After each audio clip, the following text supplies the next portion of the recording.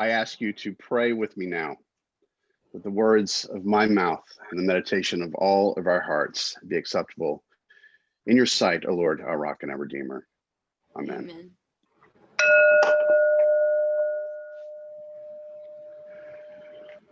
Whew, this has been a week. Just on Monday, somebody asked on Facebook, what are you bringing to the Civil War this week? I'm bringing potato salad. And I had to break it to them that there was not going to be a civil war this week.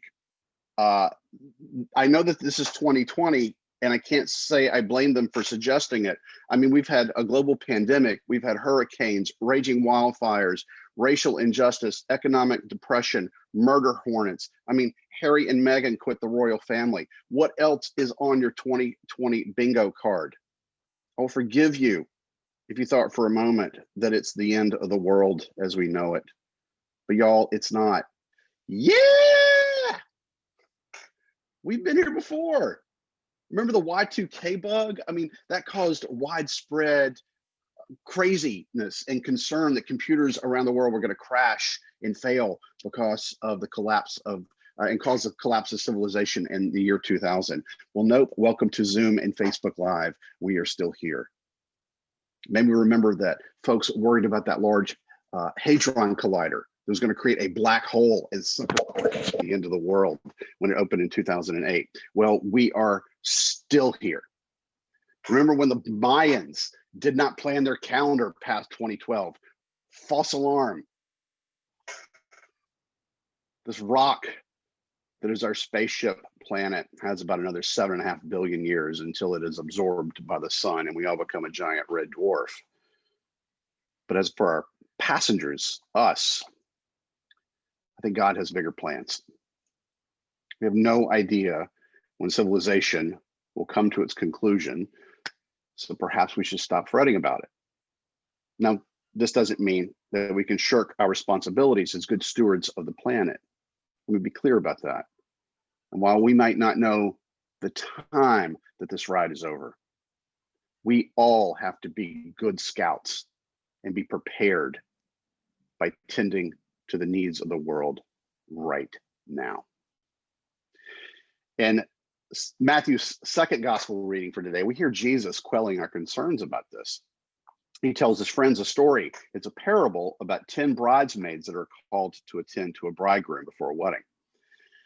And this parable is just one of 3 in a sequence of responses to a question that his disciples had asked him while he was sitting on the Mount of Olives, just right out there outside of the Temple of Jerusalem. We hear a chapter earlier that the disciples had come to him privately and they said, tell us, when is this going to be? What will be the sign of your coming and the end of the age?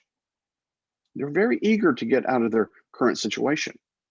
And so Jesus responds by telling him the story about how half of these bridesmaids came prepared to attend to the bridegroom, but the other half were foolish. And they couldn't really have been bothered bringing some oil for their lamps. Apparently, they really were not into this gig. And it was a long gig, too, because everybody fell asleep. But then there was this moment that came that required attention. And half of these bridesmaids had run out of oil. And there was no 24-hour Walmart that was open either. They couldn't just jut down to it and get their oil. So they looked to these other bridesmaids and said, why can't you share? Why would Jesus tell us a story like this, particularly when Jesus tells us all kinds of things about sharing what we have? It's a different kind of teaching. And it's something I turned to Cynthia Bourgeault, this writer that I like, theologian. She explains that this is a type of teaching that's on a whole nother level. Just the reason that the 5 bridesmaids who have oil can't give it to the other 5 is that the oil symbolizes something that has to be individually created in you through your own conscious striving. This is something that nobody can give to you, and also something that nobody can take care or to take away from you. The oil here stands for the quality of your transformed heart and your transformed consciousness. And unfortunately, it's kind of impossible to become conscious unconsciously. through some kind of donation from another person. You have to do the work for yourself. Now, you can have people help you along this journey. That's what we're all here for. But if the 5 wise bridesmaids were to offer the oil to the 5 foolish ones, they would have been unable to accept this at the last minute.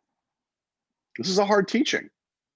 We can't just boil it down to Jesus wants us to be nice and to share and to trust one another. He does.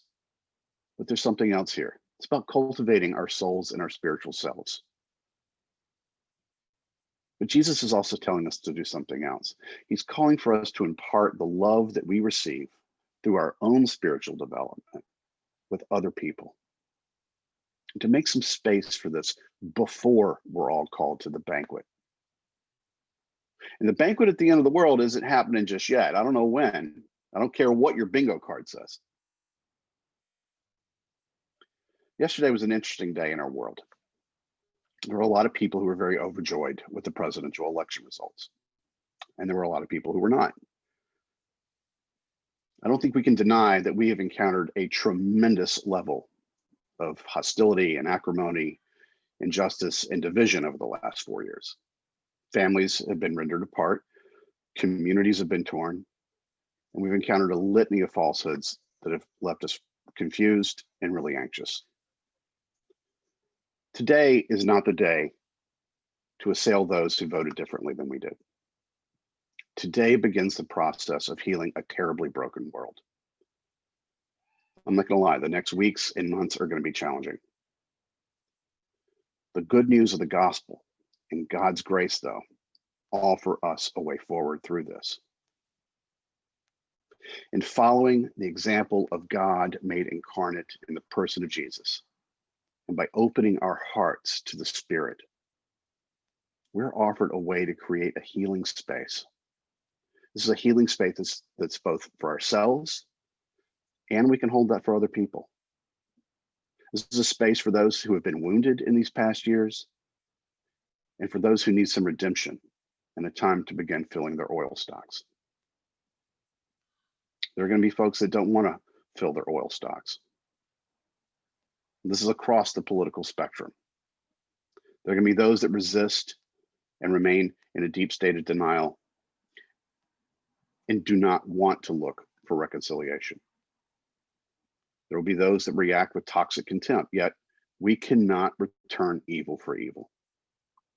We can only offer love without compromising justice. Even if it's rejected at first, love will find a way. It's really difficult to come back into community if we feel shamed or blamed at every step. And Jesus preached about this incessantly in his parables, the prodigal son, the lost sheep. There are proven ways to help others around us come into new ways of thinking that invite them to engage in the building of the beloved community. If you're watching this, I would invite you to join us on Wednesday night on Zoom, and we're going to talk about some of these strategies. Jesus was sent out into the world to seek and save the lost. And this is why we are sent out into the world, to bring God's healing and salvation to other people, to let them know that there is love and that there's blessing in God's call for us. Yesterday at our diocesan convention, Bishop Logue told a story about meeting a monk on the Appalachian Trail. And this monk had invited Bishop Logue and his wife to clear some brush. They spent a long day laboring, and it appeared that they hadn't made a whole lot of headway as they had hoped for. And they were a little bit despondent about how much of a difference that they had made. They had tried so hard. They worked really hard. And this monk shared with them, don't try to make a difference. Sometimes if we try too hard, we miss the mark entirely. It's easy to get overwhelmed with the work that needs to be done. So don't try to make a difference. You're going to burn out. Just be the difference. And that's enough to tend to the needs of the world right now. Keeping love and dignity for all of God's children at the center of our way forward keeps our hearts and our minds in a place of holding steady, the knowledge that each step we take is all the difference needed. Wisdom hastens to make herself known to those who desire her. So keep the lamps lit. Keep the light shining. It's not the end of the world. It's another beginning. Amen.